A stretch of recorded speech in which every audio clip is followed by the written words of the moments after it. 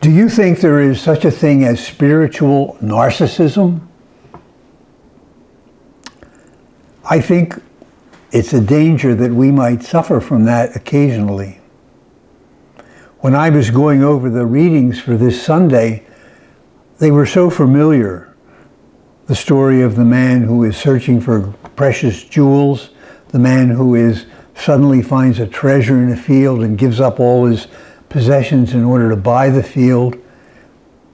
All these parables I immediately thought referred to me, a disciple of Jesus, that I have to give up everything in order to follow Jesus into the kingdom. That there's nothing that is more important than putting everything aside for Jesus' sake. But then it occurred to me that maybe I'm looking and thinking too much about myself, because there's a danger that we can become very narcissistic even about our relationship with God.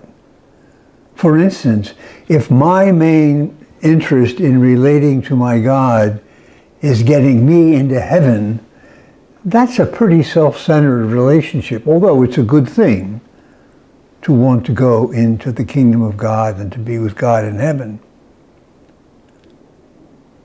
But maybe the person in these two parables who is looking for the treasure is Jesus himself, who is God come among us to make God more clearly and understandably known to us.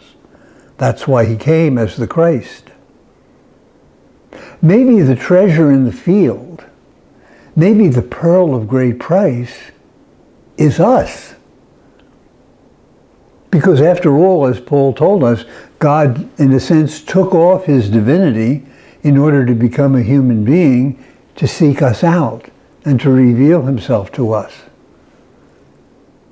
Jesus, the Christ, gave up everything to become one of us for our sake. So maybe in these parables, it's God himself who is the one seeking the treasure, the pearl, the great catch of fish. Maybe we concentrate so much on ourselves that we miss the point that the Bible is totally about God revealing his love for us.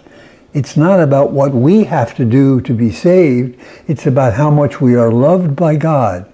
From Genesis to the Revelations, at the end of the Bible, it's all about God's love pouring itself out in our behalf. So maybe we need to concentrate less narcissistically on our own welfare and well-being, although we certainly think should do that and follow the will of God in all things. But maybe if we would concentrate more on the overwhelming love which God has shown us by becoming one of us in Jesus the Christ, that our way to him would become much more smooth. When we realize the overwhelming love that he gives us despite where we appear in that net of fish, whether we are the good fish or the bad fish, we are all loved by God. Be careful of spiritual narcissism.